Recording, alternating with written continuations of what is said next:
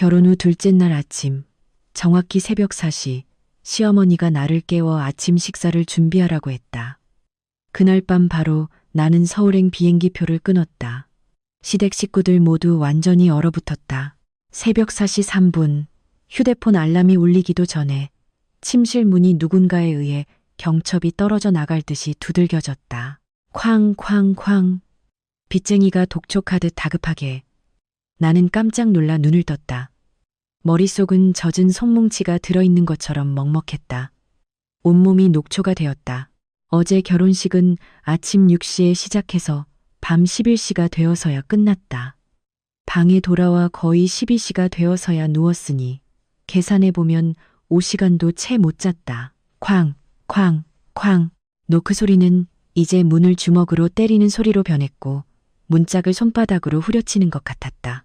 곧바로 날카로운 여자의 목소리가 나무 문을 뚫고 귀를 긁는 칼날처럼 울려 퍼졌다.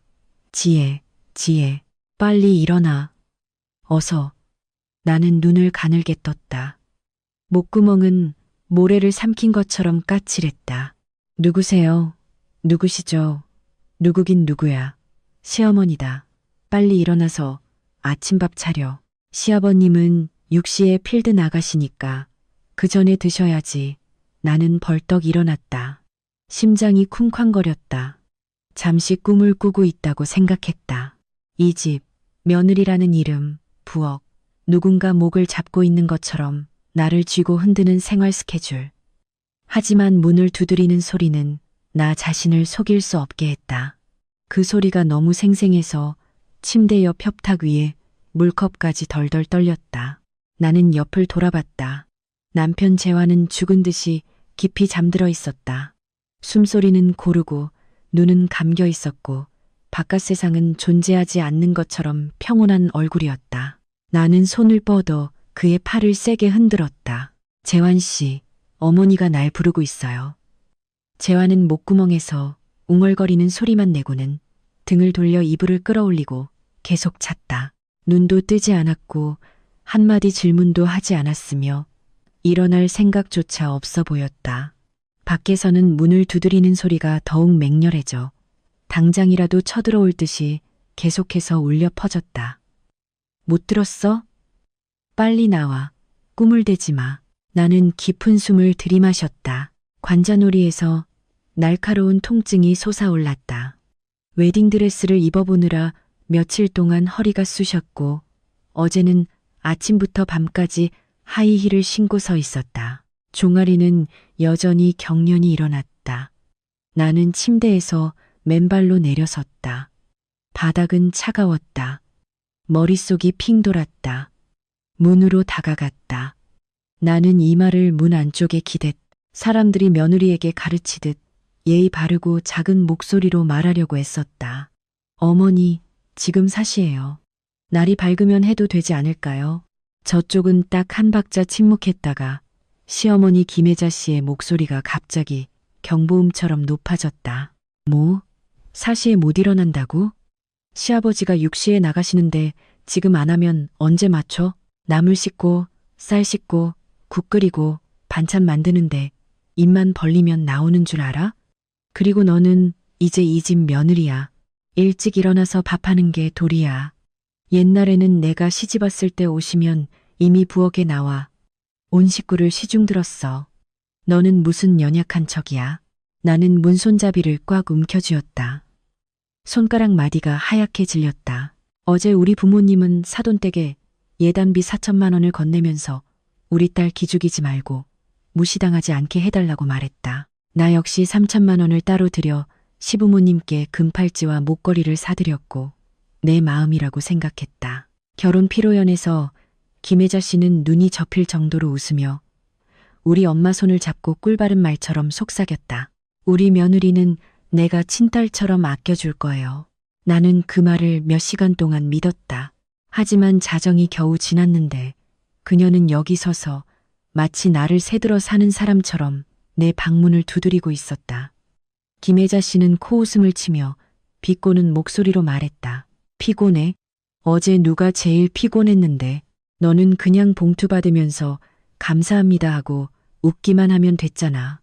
그게 피곤해. 나하고 박서방은 잔치 준비하고 손님 치르고 뒷정리하느라 뛰어다녔지만 오늘 아침에도 일어났어.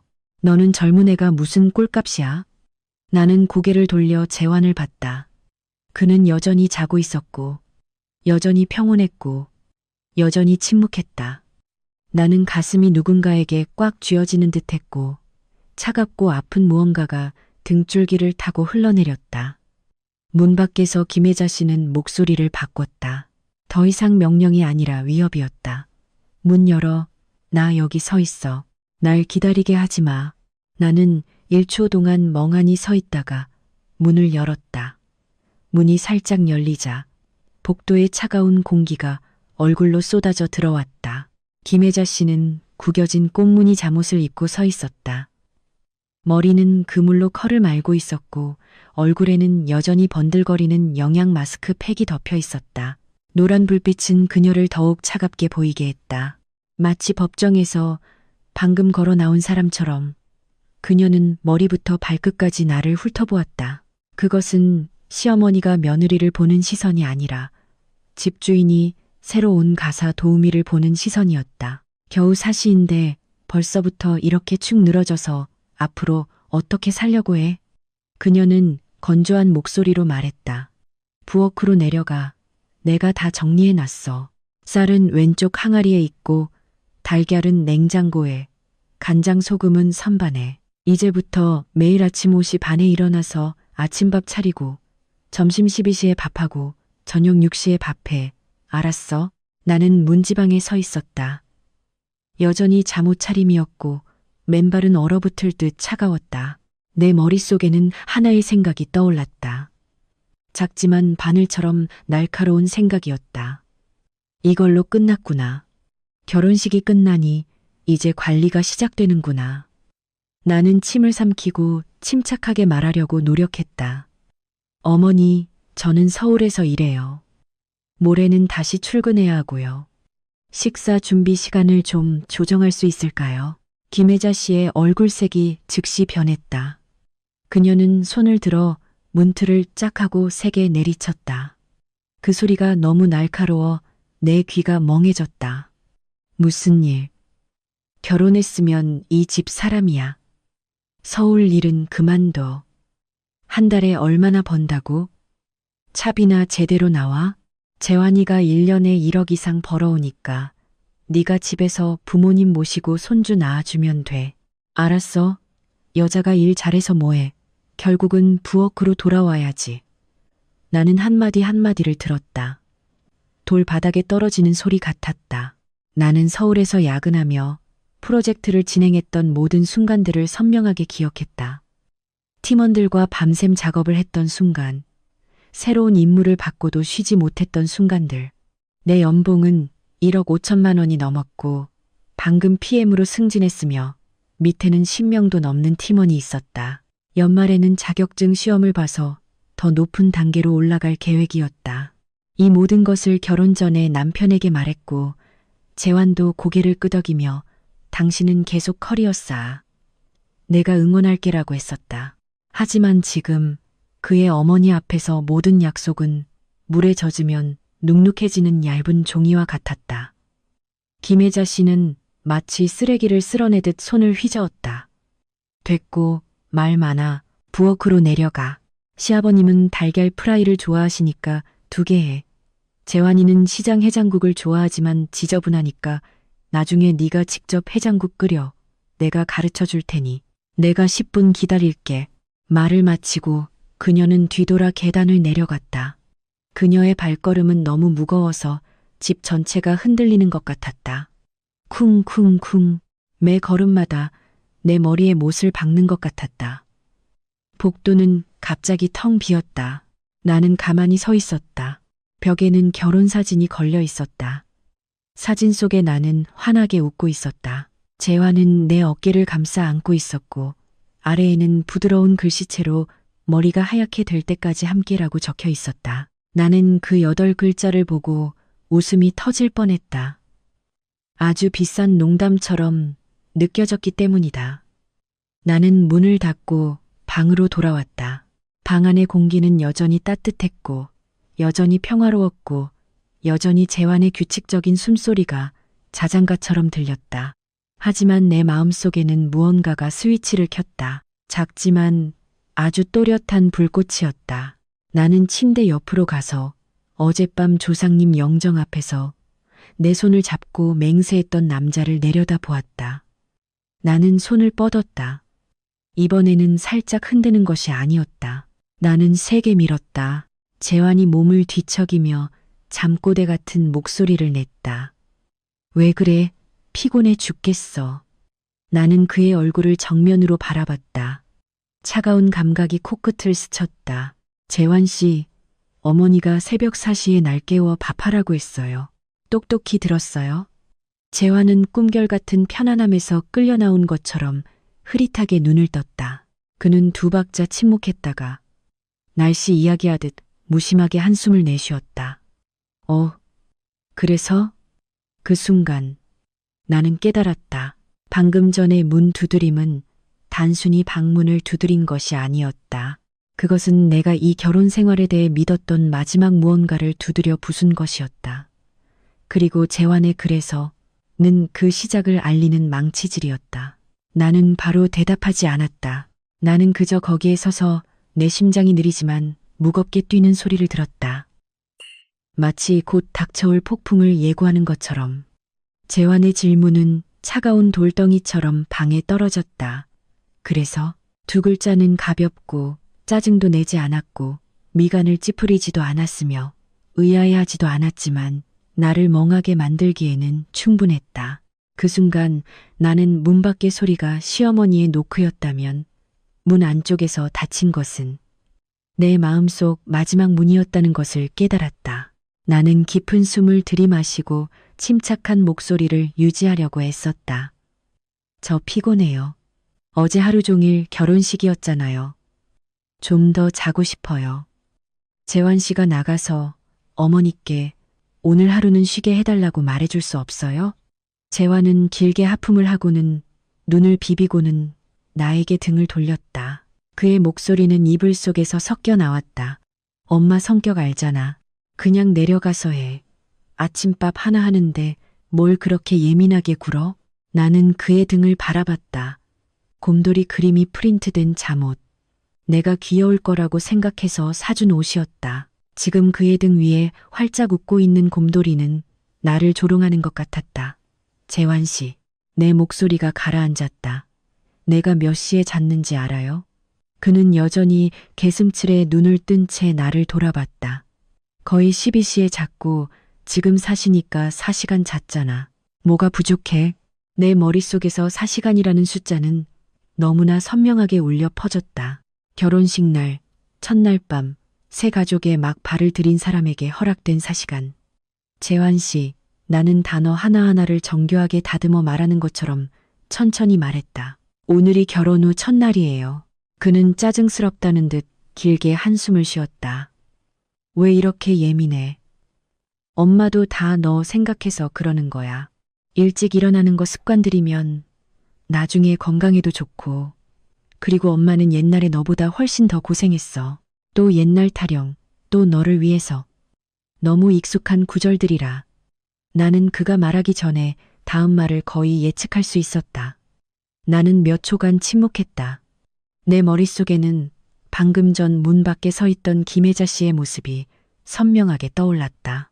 나를 바라보던 시선, 식사 스케줄을 마치 근무표처럼 말하던 방식, 직장을 그만두고 집에서 시부모님 시중 들고 애 낳으라는 언급, 이 모든 것이 질서정연하고 차갑게 늘어서 있었다. 타협의 여지는 전혀 없었다. 재환 씨, 나는 이번에는 낮고 차가운 목소리로 말했다. 당신 어머니가 새벽 4시에 우리 부부방 문을 두드리는 게 정상이라고 생각해요. 그는 미간을 찌푸리고 인내심 없다는 표정으로 나를 바라봤다. 정상이고 아니고가 뭐가 중요해. 우리 집은 원래 이랬어. 당신이 새로 와서 아직 익숙하지 않은 거지. 익숙해지면 아무렇지도 않아. 그럼 당신은 익숙해요? 내 질문이 그를 1초간 멈칫하게 했다.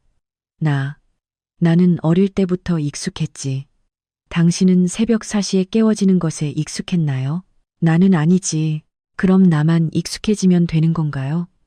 재환은 침묵했다.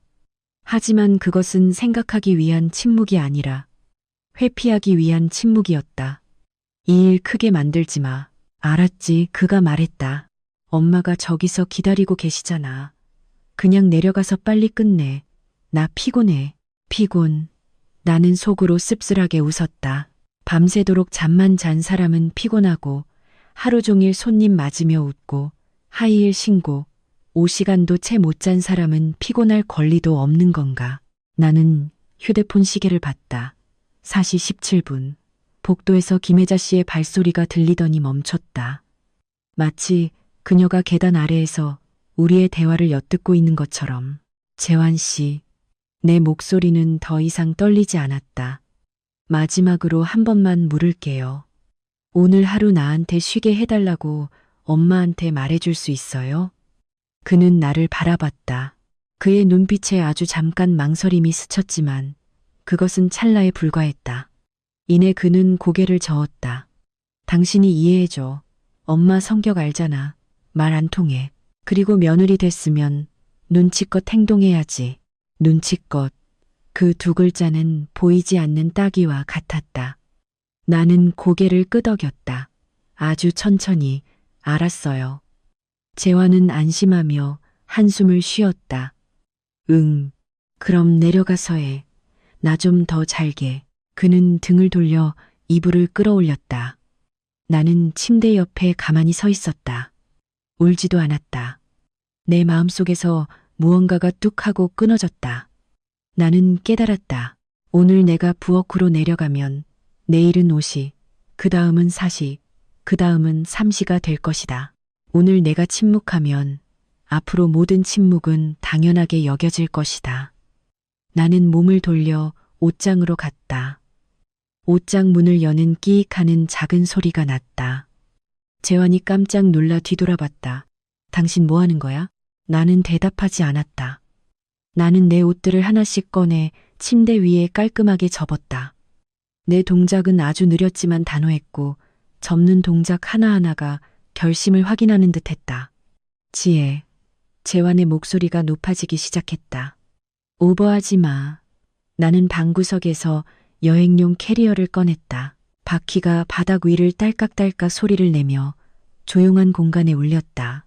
재환은 침대에 앉아 벌떡 일어났다. 어디 가려고? 서울, 3마디. 짧고 목소리를 높이지 않았고 설명도 없었다. 당신 왜 이래? 농담이지. 그가 어색하게 웃었다. 결혼하자마자 돌아간다고? 유치하게 굴지 마. 나는 허리를 굽혀 옷을 캐리어에 넣었다. 재환 씨, 내가 말했다. 나 농담 아니야. 그가 벌떡 일어나 다가왔다. 내 손목을 잡았다. 겨우 아침밥 문제잖아. 일 크게 만들지 마.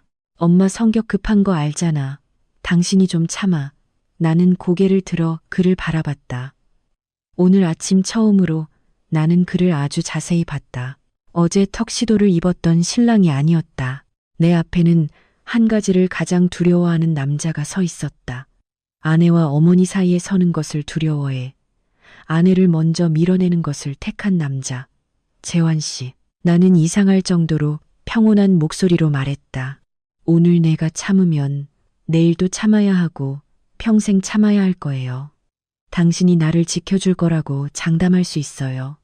그는 입을 벌렸지만 아무 말도 하지 못했다. 밖에서 김혜자 씨의 목소리가 아랫집에서부터 초조하게 울려 퍼졌다. 위에서 뭐 하는 거야? 왜 이렇게 오래 걸려? 재환은 문 쪽을 봤다가 다시 나를 봤다. 그의 눈빛은 혼란스러웠다. 당신 먼저 내려가서 해. 그리고 나중에 이야기하자. 나는 조용히 그의 손을 풀었다. 나중은 없어요. 나는 캐리어 지퍼를 잠갔다. 지퍼 소리가 단호하게 태악하고 울렸다. 그 순간 나는 이것이 단순히 아침밥 문제가 아니라는 것을 알았다. 이것은 내가 떠나지 않으면 평생 돌아갈 길이 없을 순간이었다. 나는 캐리어를 문 쪽으로 끌었다. 재환은 방 한가운데에 멍하니 서서 나를 막지도 이해하지도 못했다. 내가 캐리어를 끌고 문 밖으로 나오자 손잡이에 손을 얹으면서도 심장이 무겁게 쿵쾅거리는 소리를 들었다. 두려움 때문이 아니었다. 목을 막고 올라오는 혼란스러운 감정 때문이었다. 어제만 해도 나는 조상들의 영정 앞에서 서서 고개 숙여 절하고 백년해로를 축복하는 말을 들었는데, 그런데 지금은 새벽 4시 몇 분, 나는 도망자처럼 이 집을 떠날 준비를 하고 있었다. 재환이 달려와 문 앞을 막아섰다. 지혜, 진정해. 이러지 마. 엄마가 아래에 계셔.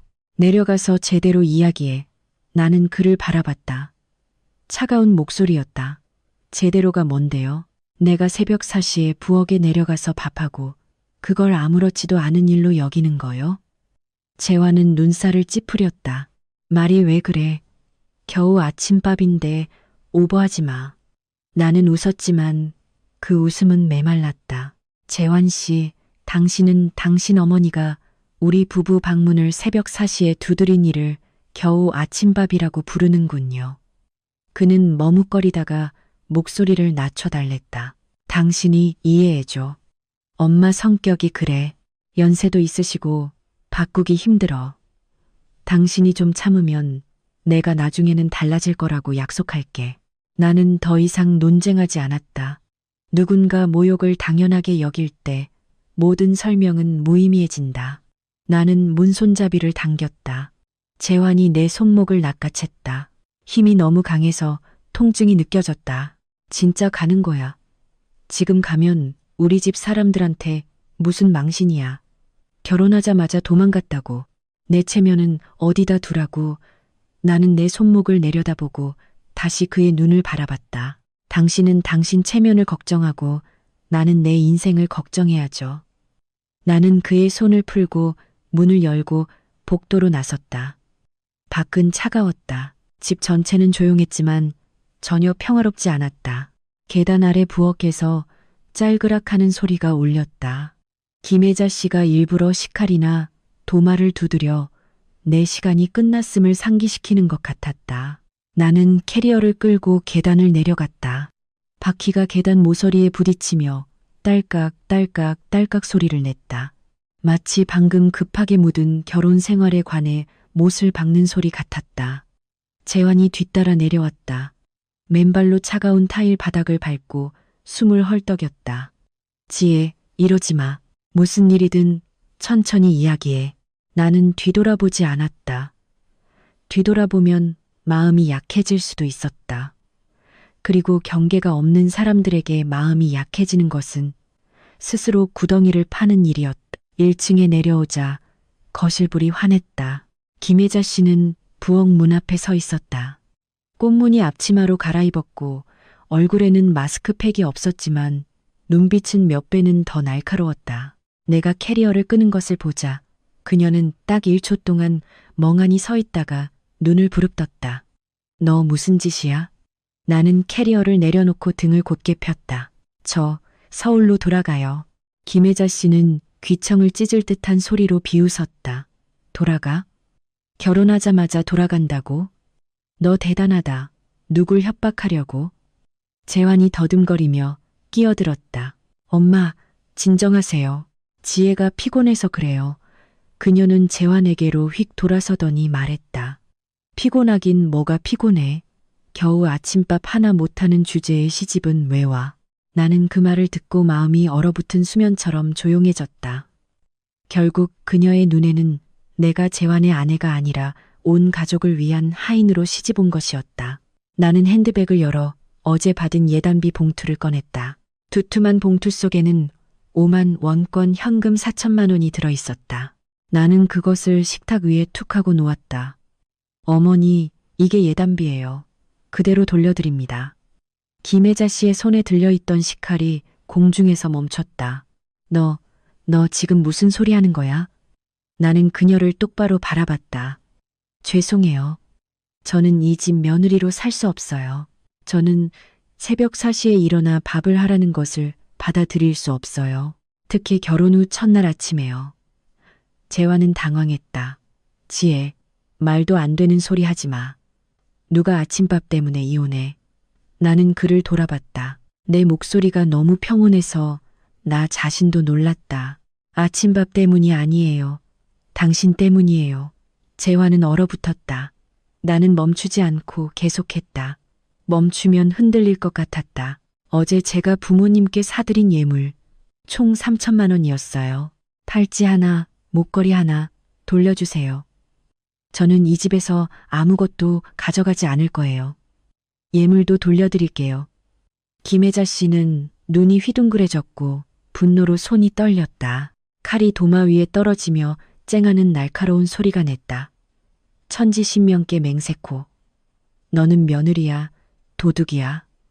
너 지금 우리 집한테 돈 내놓으라는 거야? 나는 고개를 저었다.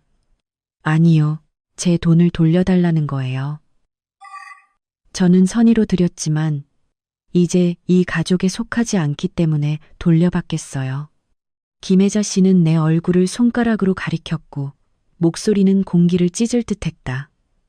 배은망덕한 것, 이 집이 너한테 뭘 했다고. 겨우 아침밥 좀 하라고 했다고 이혼을 요구해. 네가 누군데. 나는 천천히 떨림 없이 단어 하나하나를 분명하게 말했다. 저는 서울에서 직장이 있고 집이 있고 저축한 돈이 있고 제 삶이 있는 사람이에요. 새벽 4시에 부엌에서 일함으로써 착한 며느리임을 증명할 필요가 없어요. 거실은 숨막힐 듯 조용해졌다. 재환은 내 옆에 서 있었고 얼굴은 창백했다. 김혜자 씨는 숨을 헐떡였다. 당장이라도 달려와 따귀를 때릴 듯 했지만 체면 때문에 참고 있었다. 나는 휴대폰을 꺼내 녹음 모드를 켜서 식탁 위에 놓았다. 김혜자 씨는 그것을 보고 눈이 커졌다. 너 지금 뭐 하는 거야? 나는 침착했다. 증거를 남기는 거예요. 새벽 4시 3분부터 어머니가 제 방문을 두드린 것에 대한 모든 증거요. 재환은 당황했다. 지혜, 오버하지 마. 녹음하지 마. 집안일은 집안에서 이야기해. 나는 재환을 봤다. 집안? 무슨 집안? 당신이 그래서? 라고 말한 순간부터 여기는 더 이상 내 집이 아니었어요. 김혜자 씨가 갑자기 소리쳤다. 목소리가 갈라졌다. 너 감히 녹음해? 너 우리 집 망신시키려고 하는 거야? 새로운 며느리가 이혼 요구했다고 온 동네에 소문내려고 해? 나는 녹음을 끄고 파일을 저장한 다음 그녀를 똑바로 바라봤다. 저는 아무도 망신시키지 않아요. 저는 저를 보호하는 것뿐이에요. 나는 캐리어 손잡이를 잡고 문 쪽으로 끌었다. 재환이 달려와 내 팔을 잡아당겼다. 지혜, 멈춰. 신중하게 생각해. 당신이 가면 결혼식은 어떻게 돼? 친구들과 친척들이 알면 어떡할 거야? 내가 어떻게 살라고? 나는 그를 돌아봤다. 눈빛에는 더 이상 분노가 없었고 차가운 냉기만 남아 있었다. 당신은 나를 어떻게 살게 했나요? 재환은 그 질문 앞에서 칼날이 박힌 듯 침묵했다. 그는 입을 벌렸지만 대답하지 못했다. 나는 도장 찍듯 명확하게 한마디 했다. 당신 집안에게 3천만 원을 돌려줄 시간 2시간 48분을 줄게요. 그렇지 않으면 저는 서울로 가서 변호사를 만날 거예요. 나는 문을 열었다. 차가운 공기가 얼굴에 쏟아졌다. 등 뒤에서 김혜자 씨의 목소리가 사이렌처럼 울려 퍼졌다. 멈춰. 이 문 밖으로 나가면 다시는 돌아올 생각하지 마. 나는 뒤돌아보지 않았다. 내가 문 손잡이에 손을 얹었을 때 등 뒤에서 쉰 목소리가 들렸다. 아까처럼 날카롭지 않았다. 잠깐. 나는 바로 뒤돌아보지 않고 그 목소리에서 무엇을 들을 수 있는지 귀 기울였다. 협박인가? 아니면 한 발 물러서는 것인가? 김혜자 씨가 거실로 빠르게 걸어 나왔다. 슬리퍼가 타일 바닥을 끄는 소리가 듣기 괴로웠다. 재환은 여전히 내 캐리어 손잡이를 잡고 있었다. 그의 눈은 빨개졌고 화와 두려움이 뒤섞여 있었다. 엄마, 무슨 말이라도 해보세요. 지혜 보내지 마세요. 재환은 어린아이처럼 더듬거렸다. 김혜자 씨는 재환을 흘끗 보고 나를 바라봤다. 그녀의 눈빛은 차갑게 계산하고 있었다. 마치 체면을 잃지 않기 위해 서둘러 갚아야 할 빚을 보는 것처럼. 너 돈 원하는 거지? 그녀가 목소리를 억누르며 말했다. 좋아. 내가 갚을게. 하지만 너도 하나 약속해야 해. 나는 완전히 뒤돌아 그녀를 똑바로 바라봤다. 무슨 약속요? 오늘 있었던 일을 절대로 남에게 말하지 마. 그녀는 단어 하나하나를 강조했다. 이 집에도 체면이 있어. 네가 이 일을 발설하면 이웃이나 친척들이 우리를 비웃을 거야. 나는 씁쓸하게 웃었다. 어머니는 체면을 잃을까 두려워하시지만 며느리를 새벽 4시에 모욕하는 건 두렵지 않으셨군요. 김혜자 씨는 이를 악물었고 입술이 떨렸다. 너 지금 건방지게 내가 돌려준다고 했잖아. 너는 입 다물어 아무 일도 없었던 것처럼. 나는 아주 천천히 고개를 끄덕였다. 저는 말할 필요 없어요. 저는 제 돈만 돌려받으면 돼요. 이 일을 숨기든 드러내든 그건 어머니의 선택이에요. 저는 더 이상 이 집안의 명예를 지켜줄 의무가 없으니까요. 김혜자 씨는 나를 뚫어지게 노려봤다. 내 평온함을 뚫고 약점을 찾으려는 듯이. 하지만 나는 그녀에게 단호함 외에는 아무것도 보여주지 않았다. 잠시 후 그녀는 휙 돌아서 방 안으로 들어갔다. 여보, 돈 가져와. 그녀의 외침이 끝나자마자 계단에서 질질 끄는 발소리가 울려 퍼졌다. 시아버지 박태수 씨가 민소매의 반바지 차림으로 머리가 헝클어진 채 잠에서 막 깨어난 듯 멍한 얼굴로 나타났다. 그는 나를 보고 캐리어를 보고 김혜자 씨를 보더니 잠 섞인 목소리로 말했다. 아침부터 무슨 일로 이렇게 소란이야. 김혜자 씨가 남편의 손을 붙잡았다. 구명줄을 잡는 것처럼. 여보 들어봐요. 새로 온 며느리가 이혼하겠대. 예단비 돌려주고 자기가 산 예물 3천만 원도 내놓으래. 녹음까지 했어. 내가 동네 사람들한테 어떻게 얼굴 들고 살아?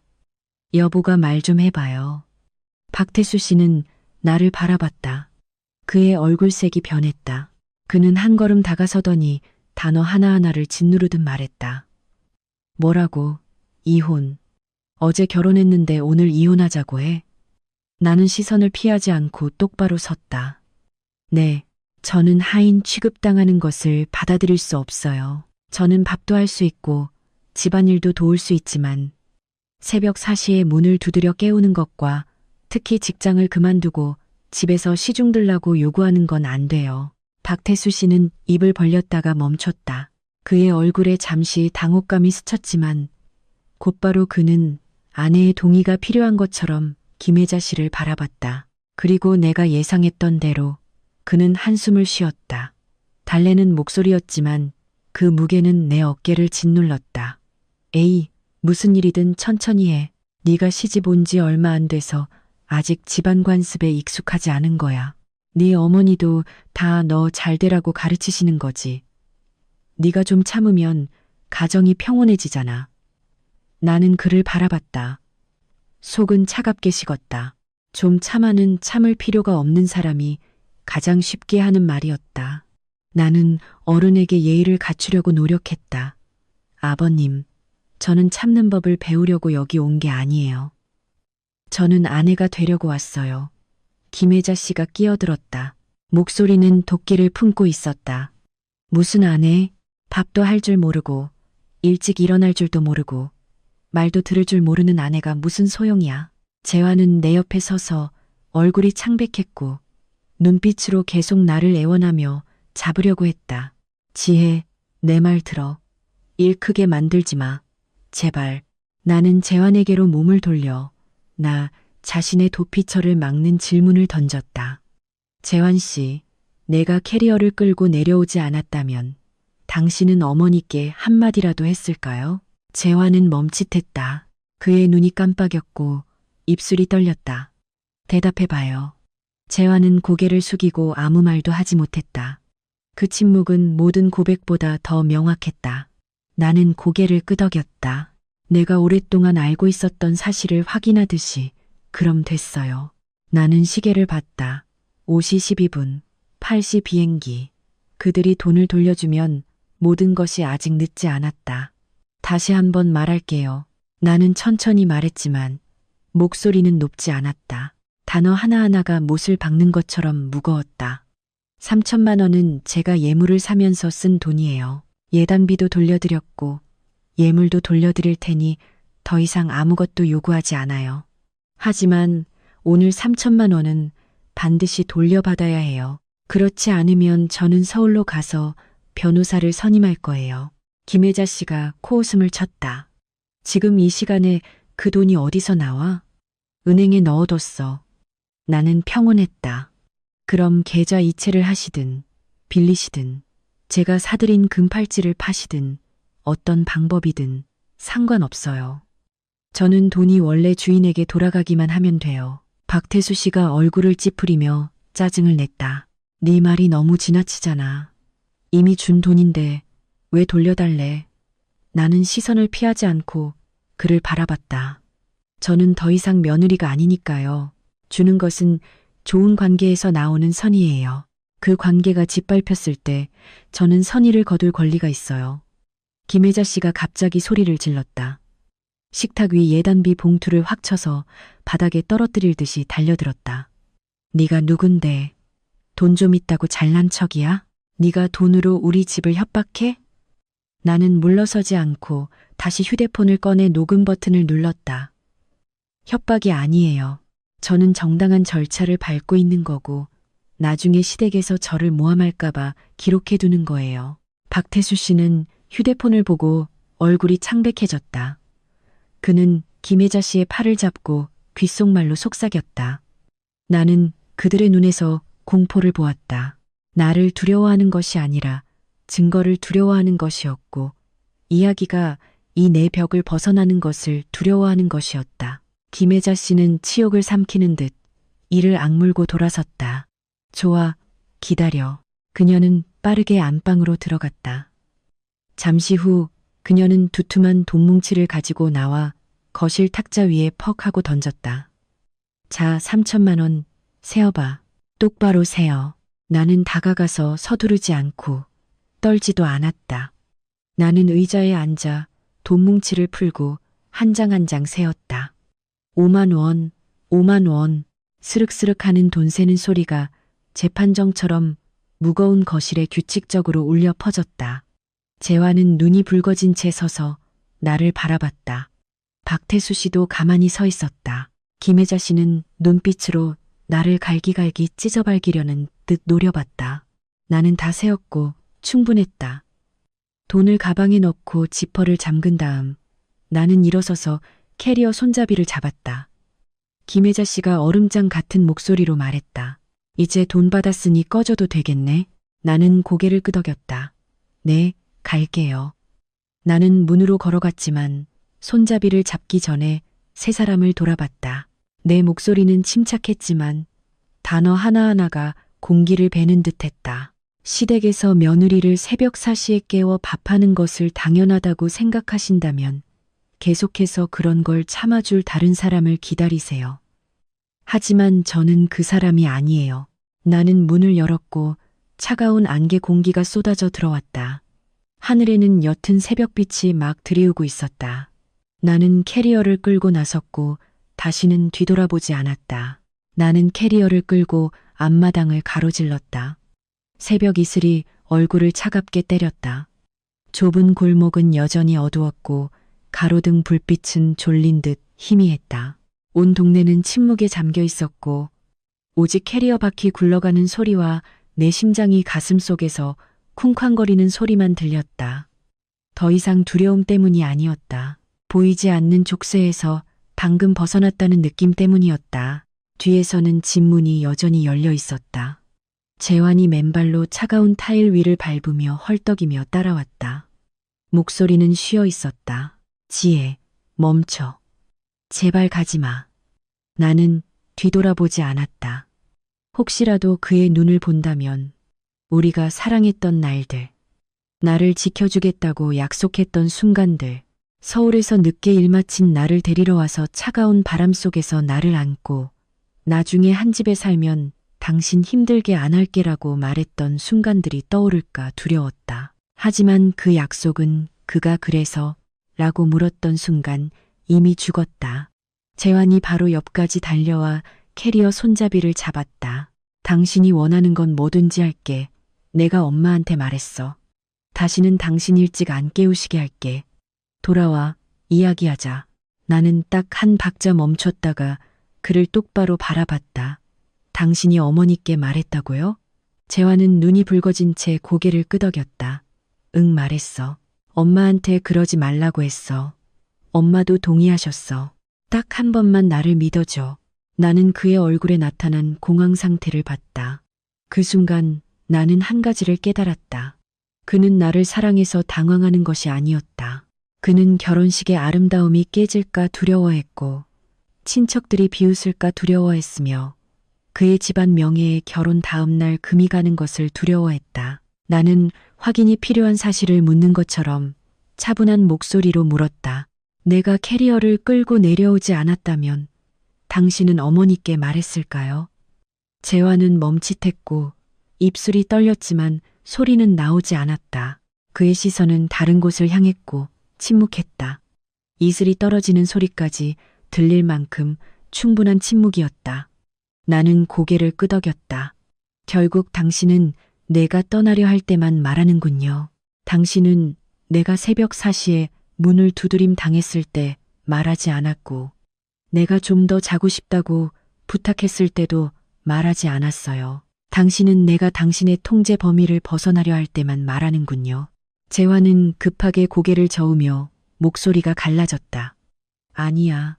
나는 그냥 어떻게 해야 할지 몰랐어. 엄마와 당신 사이에 낀 거였어. 나는 그를 바라봤다.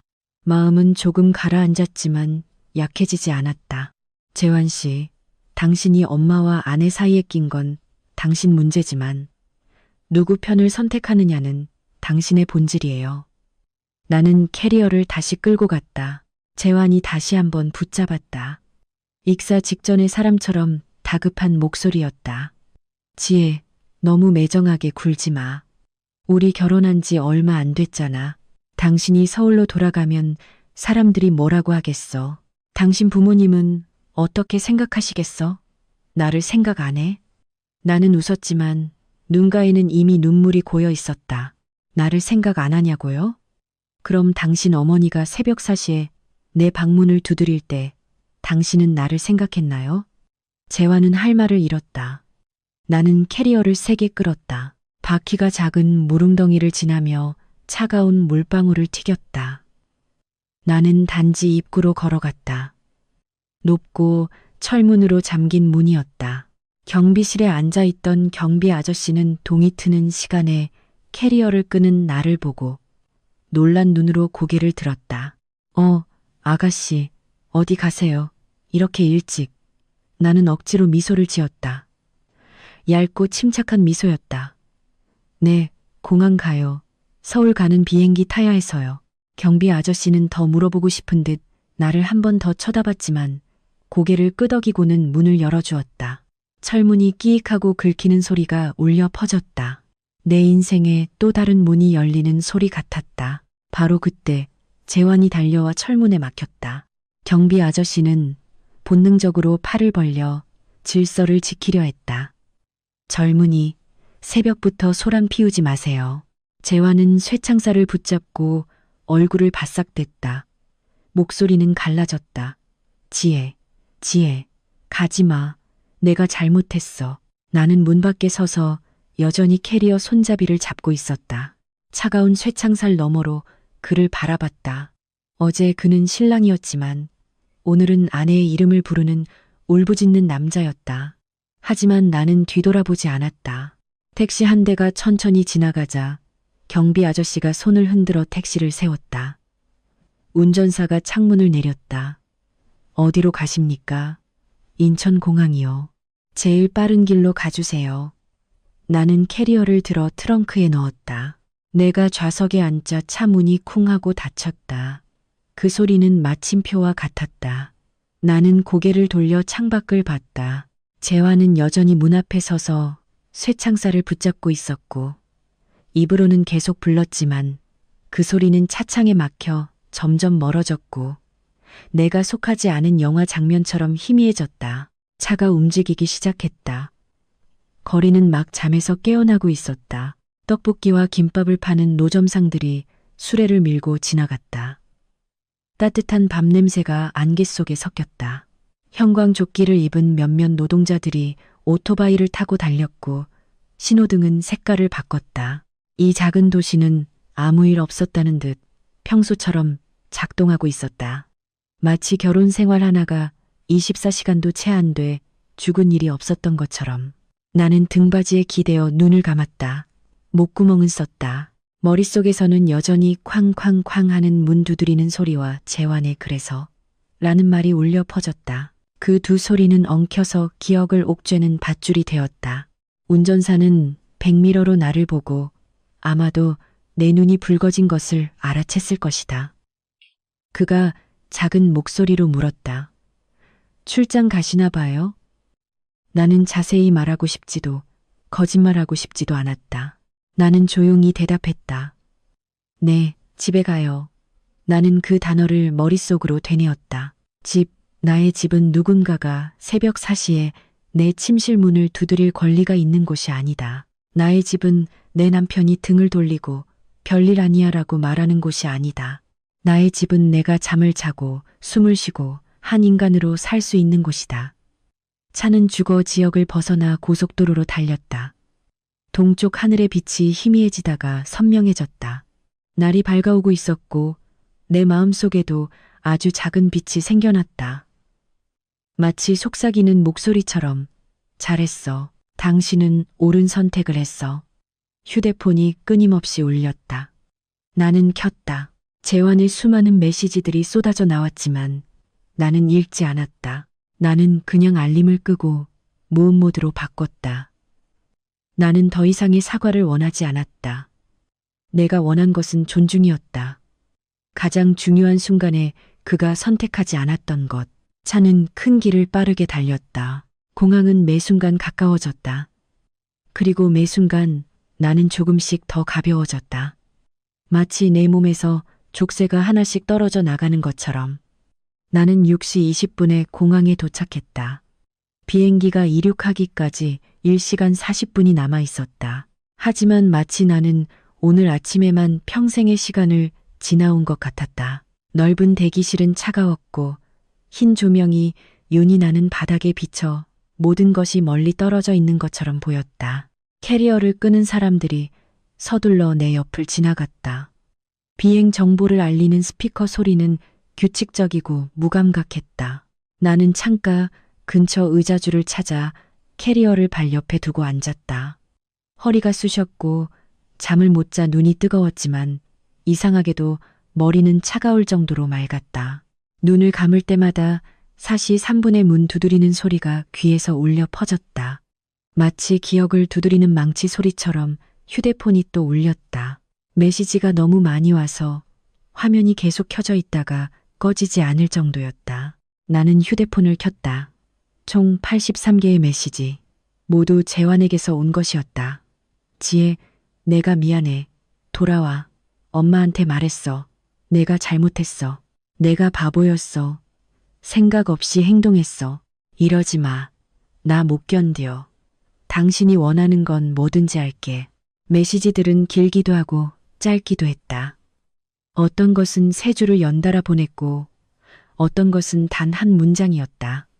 하지만 공통점은 내가 쇠창살 문을 지나 캐리어를 끌고 나간 후에 도착했다는 것이었다. 즉, 그가 구걸하는 것 외에 다른 방법이 없을 때 말이다. 나는 잠시 화면을 보다가 알림을 껐다. 아직 차단하지 않았다. 미련이 남아서가 아니라 사람이 자신이 잘못했다는 것을 이해했을 때가 아니라 무언가를 잃을까 두려워 사과할 때의 모습을 똑똑히 보고 싶었기 때문이다.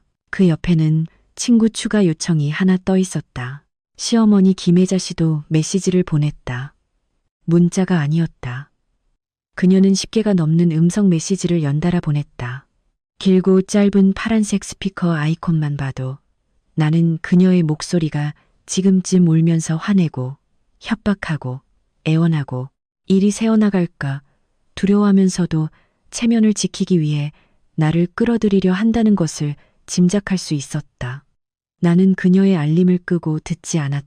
나는 소셜미디어를 열었다. 어제 올렸던 결혼 사진이 여전히 거기에 있었다. 아직 낡지 않은 새 것처럼 빛나고 있었다. 328개의 좋아요. 100년애로 축하해요. 순산하세요라는 댓글들이 넘쳐났다. 순진한 축복의 말들은 색종이처럼 아름다웠지만 바람 한 번 불면 찢어질 만큼 얇았다. 나는 재환의 개인 페이지를 클릭했다. 그 역시 결혼 사진을 올렸다. 사랑하는 당신, 이제 우리는 한 가족입니다. 나는 그 문장을 읽었다. 가슴이 찡하게 아팠다. 가족, 새벽 4시에 시어머니가 침실 문을 두드릴 권리가 있고 남편은 그저 그래서 라고 묻는 가족. 사랑이 아니라 복종으로 시작되는 가족. 나는 휴대폰을 내려놓고 머리를 뒤로 젖혔다. 큰 창문 너머로 활주로 위에 비행기들이 굴러가고 있었다. 또 다른 비행기 한 대가 이륙했다. 기체가 고개를 들고 굉음을 내며 하늘로 솟구쳤다. 그 순간 나는 방금 일어난 모든 일로부터 나 역시 들어 올려지고 싶었다. 휴대폰이 다시 울렸다. 이번에는 우리 엄마에게서 온 전화였다. 화면에 엄마 이름이 뜨는 것을 보자 목구멍이 꽉 막혔다. 나는 전화를 받았다. 여보세요, 딸. 엄마의 목소리는 걱정스러웠고 막 잠에서 깬 듯했다. 오늘 며느리로 첫날인데 괜찮니? 나는 활주로를 바라보고 짐을 실은 차가 천천히 달리는 것을 보면서 더 이상 돌려 말하지 않고 진실을 말했다. 엄마, 저 이혼 준비해요. 전화기 저편은 딱 3초 동안 침묵했다. 그 3초는 3년처럼 길었다.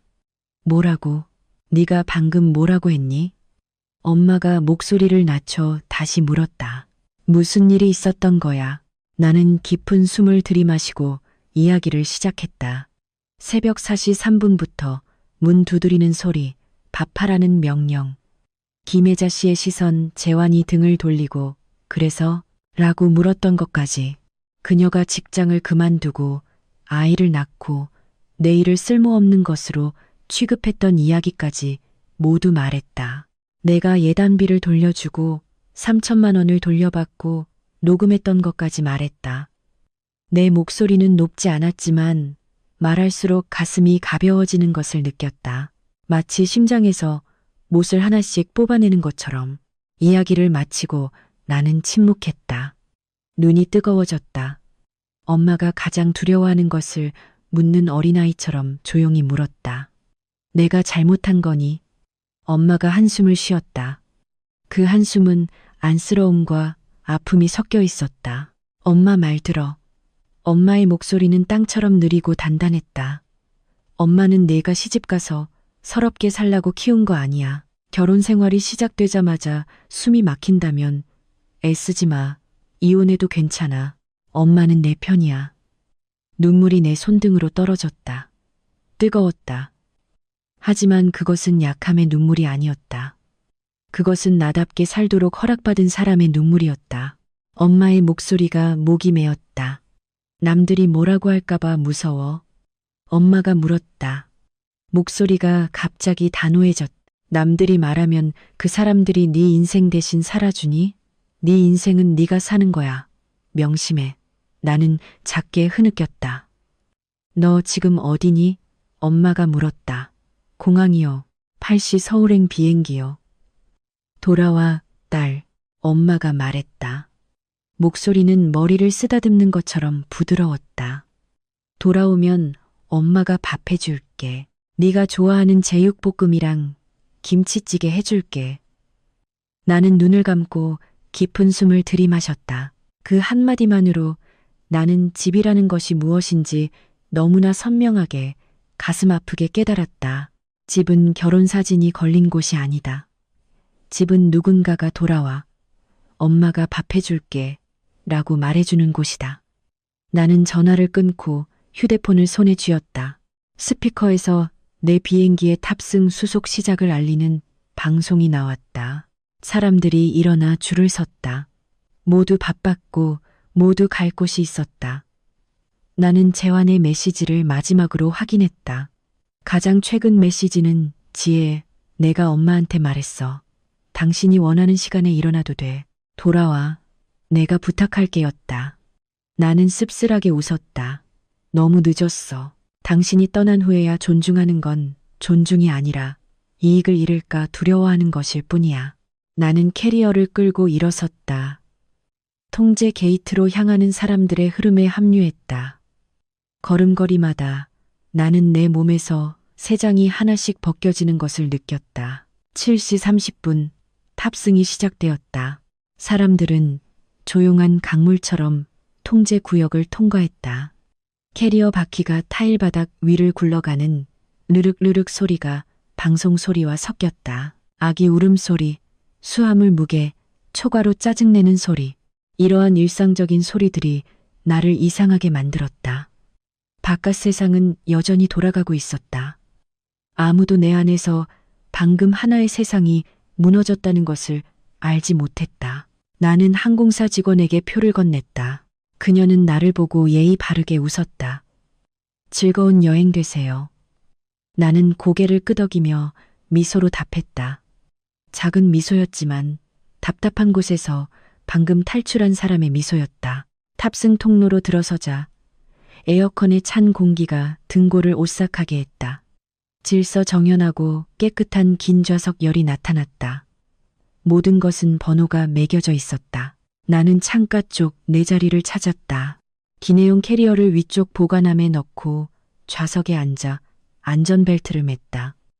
앉고 나서야 나는 내 발이 아주 미세하게 떨리고 있다는 것을 깨달았다.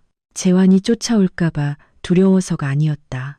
몸이 너무 피곤하고 너무 긴장했고 너무 많이 참아왔기 때문이었다. 마치 열병을 앓고 난 뒤처럼 열은 없지만 몸이 쑤셨다. 나는 휴대폰을 꺼냈다. 화면은 메시지 알림 때문에 계속 켜져 있었다. 재환은 멈추지 않았다. 가장 최근 메시지는 마지막으로 매달리는 손짓처럼 떠올랐다. 지혜, 내가 변할 거라고 맹세할게. 엄마가 다시는 그러지 않도록 할게. 돌아와. 제발. 그 아래에는 메시지가 하나 더 있었다. 비행기 탔어? 비행기 모두 켜지 마. 내 말 들어. 나는 두 줄의 문자를 오랫동안 바라봤다. 문득 연애 초기가 생각났다. 그때 재환은 비겁하지 않았다. 그는 성실하고 착했고 배려심이 있었다. 내가 새벽 1시나 2시까지 프로젝트를 할 때면 그는 라면을 끓여서 내 회사 로비로 가져와 나를 기다렸다가 나를 데려다 주곤 했다. 그는 아름다운 말을 했다. 지혜는 나에게 가장 중요한 사람이야. 하지만 가장 중요한 사람이라는 것은 그가 선택의 기로에 놓이지 않았을 때만 진실이었다. 어머니와 아내 사이에서 선택해야 할 때가 오자 그는 자신의 평화를 선택했고 나를 참고 견디는 사람으로 밀어냈다. 나는 빽빽하게 쌓인 부재중 전화 목록을 클릭했다. 재환의 번호, 김혜자 씨의 번호, 박태수 씨의 번호, 그리고 시댁 친척들의 낯선 번호까지 몇 개 있었다. 어제는 축배를 들었을 그 사람들이 오늘은 왜곡된 이야기를 듣고 황급히 전화해서 나를 설득하고 체면을 지키고 그들이 원하는 역할로 나를 되돌리려 하는 것이었다. 나는 그 목록을 보면서 한 가지를 분명히 깨달았다. 내가 돌아간다면 그들은 당신 힘들었니? 라고 묻지 않을 것이다. 그들은 남의 집안을 생각해야지 라고만 물을 것이다. 스피커에서 승무원의 이륙 준비 방송이 나왔다. 승객들에게 전자기기를 끄거나 비행기 모드로 전환하라고 요청했다. 나는 손가락을 화면 위에 올려놓았다. 단 한 번의 터치로 모든 소음은 사라질 것이다. 그리고 동시에 나는 이 터치가 마지막 결정이라는 것을 알았다. 결혼 첫날부터 나를 무시하는 법을 가르친 관계를 끊어내는 결정. 나는 창밖을 바라봤다. 하늘은 이미 밝아 있었다. 길고 검은 활주로가 곱게 뻗어 있었고 또 다른 비행기 한 대가 굴러가고 있었다. 희미한 햇빛 아래 흰 동체가 두드러졌다. 그 순간 나는 내가 저 비행기와 같다고 느꼈다. 가만히 서 있으면 계속 밀려날 것이고 스스로 속도를 내고 고개를 들어야만 땅에서 벗어날 수 있을 것이다. 나는 비행기 모드를 켰다. 화면에 작은 비행기 아이콘이 나타났다. 메시지 알림은 알림창에서 사라졌다. 더 이상 울리지도 켜지지도 않았다. 침묵이 쏟아져 내렸다. 너무 고요해서 나는 내 심장 소리와 나 자신의 아주 작은 한숨 소리까지 들을 수 있었다. 잠시 후 비행기가 활주로를 굴러가기 시작했다.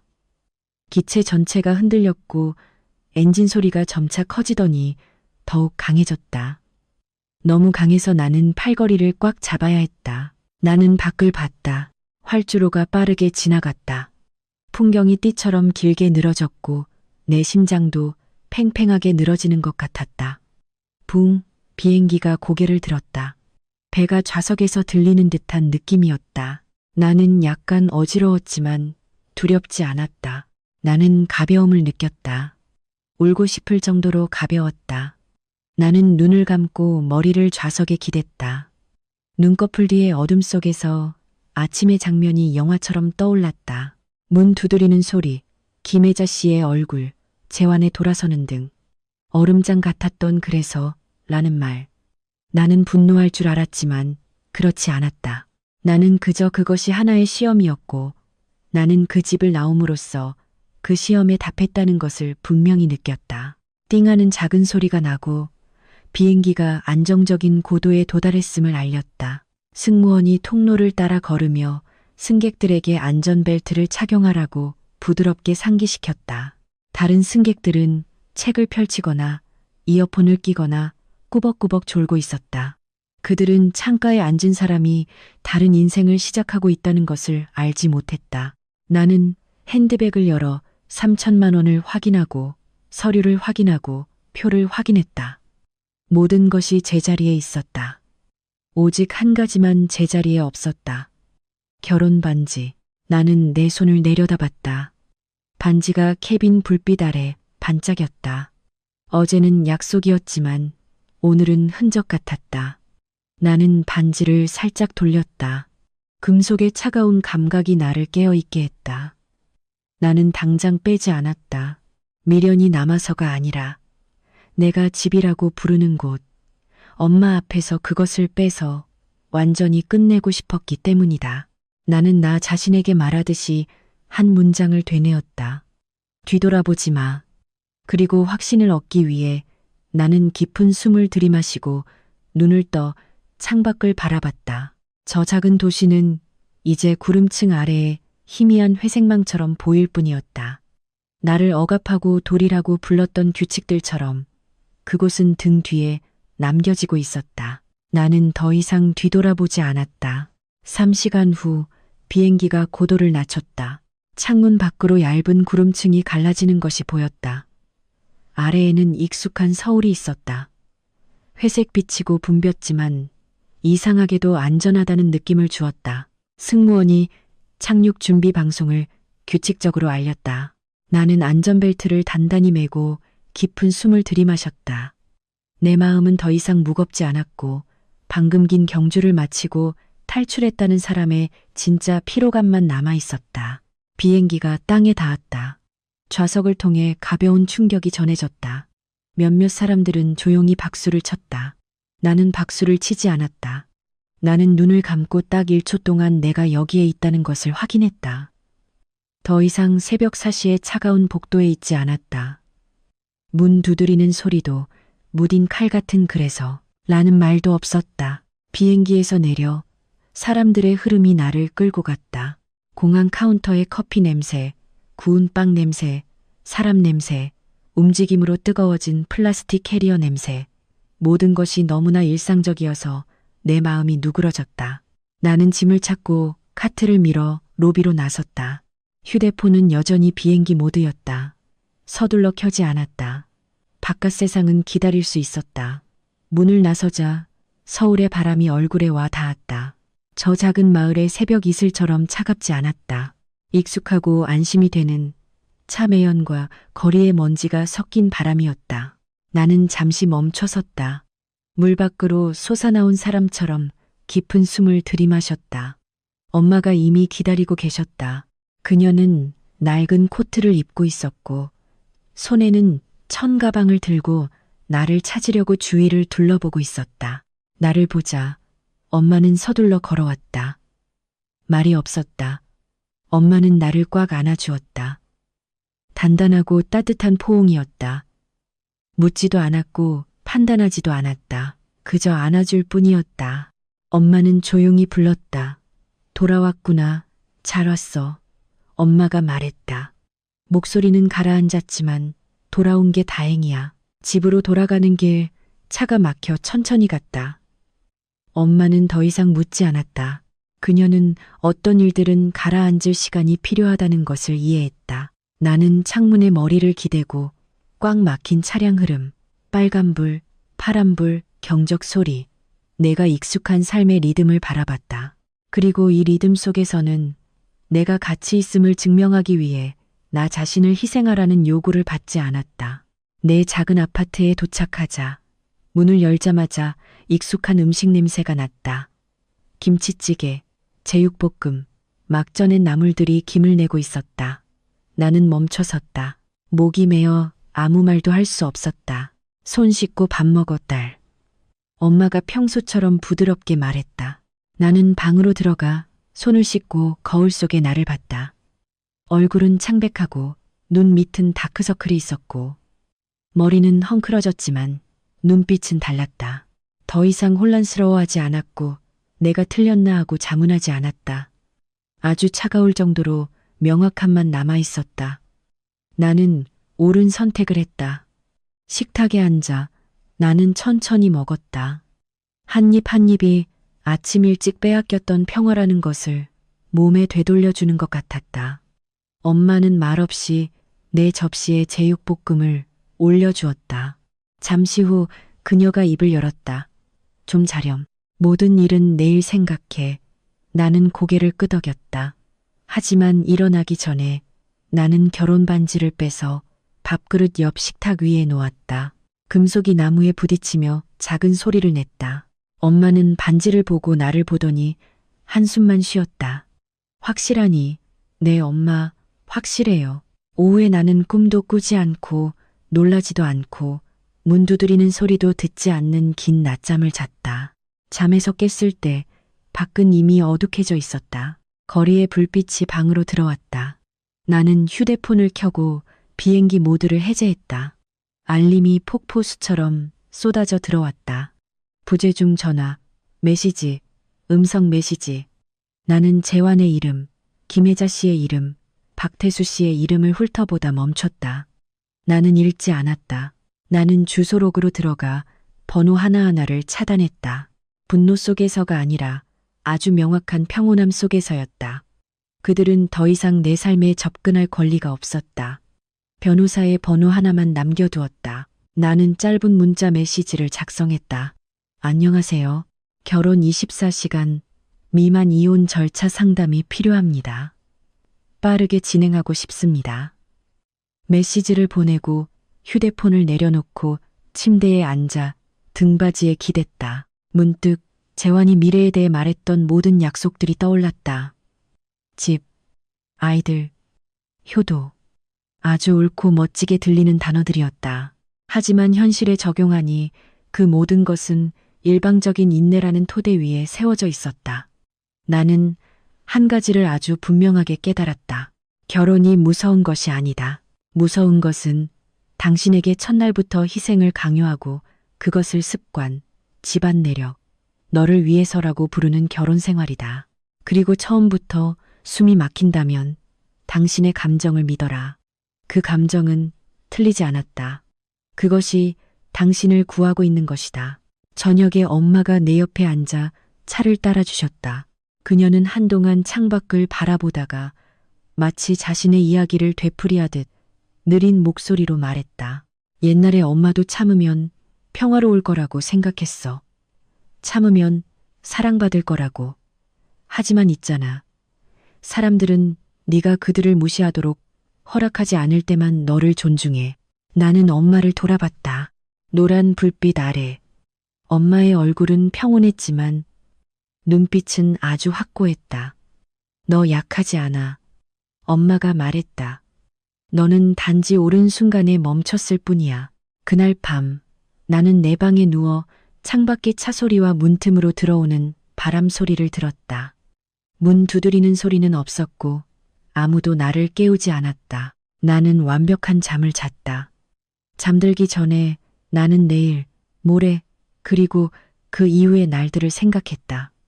아마도 뒷말이 나올 것이고 수군거리는 시선이 있을 것이다. 하지만 그 모든 것은 내가 잠잘 권리를 허락받아야 하는 집에서 평생 사는 것보다는 가벼웠다. 나는 눈을 감고 속삭였다. 다른 누구에게도 아닌 나 자신에게. 나는 집에 돌아왔다. 다음 날 아침 나는 7시에 잠에서 깼다. 알람도 문 두드리는 소리도 없었고 복도에 서서 나에게 뭘 하라고 명령하는 사람도 없었다. 햇빛이 커튼 사이로 새어 들어와 바닥에 부드럽게 떨어졌다. 나에게는 평범한 아침이었지만 은혜처럼 소중했다.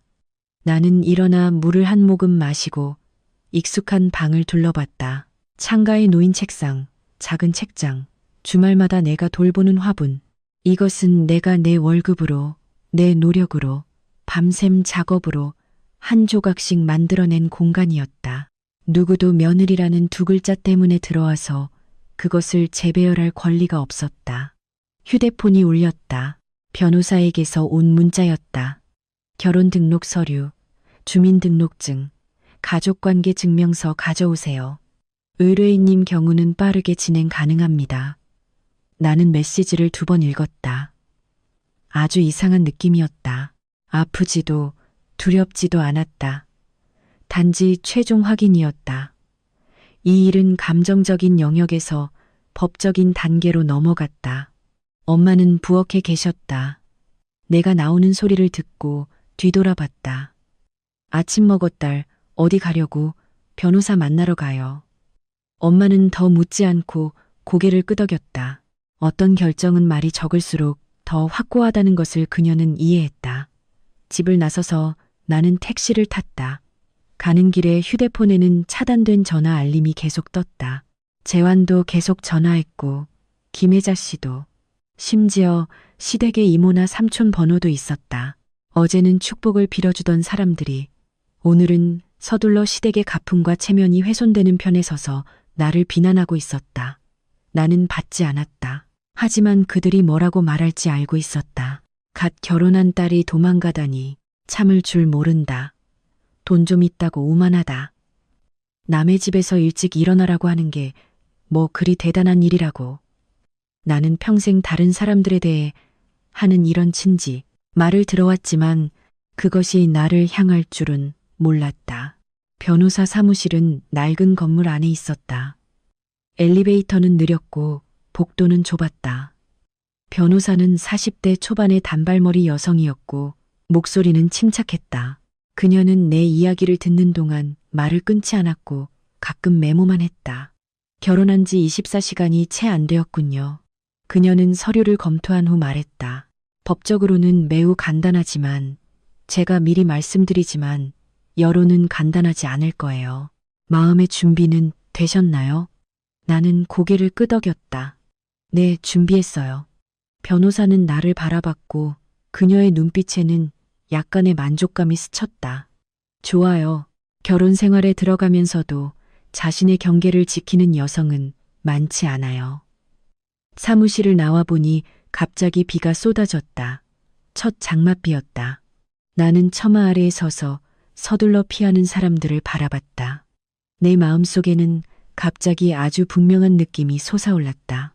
그날 새벽 4시 3분에 내가 일어나 캐리어를 끌고 나가지 않았다면 오늘 나는 낯선 부엌에 서서 손에는 설거지 물이 묻은 채 귀로는 며느리는 일해야 한다는 말을 듣고 있었을 것이다. 그날 오후 소문은 내가 예상했던 것보다 빠르게 퍼져나갔다. 한 친구는 애둘러 물었고 다른 친구는 직설적으로 물었다. 어떤 사람은 침묵했고 어떤 사람은 나를 비난했다. 심지어 어떤 사람은 네가 그렇게 하는 건 이기적이야. 여자는 참는 게 미덕이야라고 말했다. 나는 그것들을 읽고 화면을 껐다. 논쟁하지 않았다.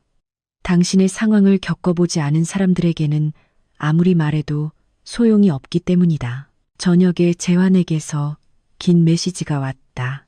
아마도 내가 연구 차단하기 전 마지막 메시지일 것이다. 지혜, 내가 엄마랑 싸웠어. 엄마가 잘못했다고 말했어. 당신이 안 돌아오면 나도 그 집에서 안 살겠다고 했어. 나에게 한 번의 기회를 주면 안 될까? 나는 그 메시지를 오랫동안 바라봤다가 휴대폰을 내려놓았다. 그가 새벽 4시에 어머니가 방문을 두드릴 때 그 말을 했더라면 모든 것이 달랐을 것이다. 하지만 그는 그러지 않았다. 그리고 기회는 사람들이 돌아오고 싶을 때 항상 그대로 남아있는 것이 아니다. 후원 유도를 위한 멘트 제거. 그날 밤 나는 혼자 앉아 그날 아침의 녹음 파일을 다시 들었다. 문 두드리는 소리, 김혜자 씨의 목소리, 재환의 목소리, 단어 하나하나.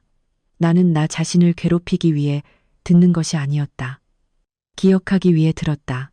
내 결정은 충동적인 것이 아니었다. 그것은 아주 많은 작은 신호들이 모여 하나의 큰 진실이 된 것이었다. 그 후 며칠 뒤 이혼 서류가 접수되었다. 눈물도 실랑이도 없었다. 서명만 했을 뿐이었다. 익숙한 이름이었지만 그것을 적고 나니 나는 마른 나뭇가지 하나를 잘라낸 것 같았다. 집으로 돌아가는 길에 나는 금은방 앞을 지나갔다. 진열장 안에 가지런히 놓인 결혼 반지들이 반짝였다. 나는 그것들을 부러워하지 않았다. 나는 단지 반지가, 그 옆에 남자가 그 역할을 하지 않는다면 여자를 보호할 수 없다는 것을 이해했다. 저녁에 엄마가 아주 조용하게 물었다. 슬프니? 나는 잠시 생각하다가 진실을 말했다. 슬프지만 후회는 없어요. 엄마가 고개를 끄덕였다. 그럼 됐어. 나는 침대에 누워 창문을 열었다. 바람이 시원하게 불어왔다. 내 머릿속에서 사시 3분의 문 두드리는 소리는 더 이상 울리지 않았다. 대신 아주 명확한 생각이 떠올랐다. 어떤 결혼은 실패해서가 아니라 그 안에 있던 사람이 제때 자신을 구했기 때문에 일찍 끝난다.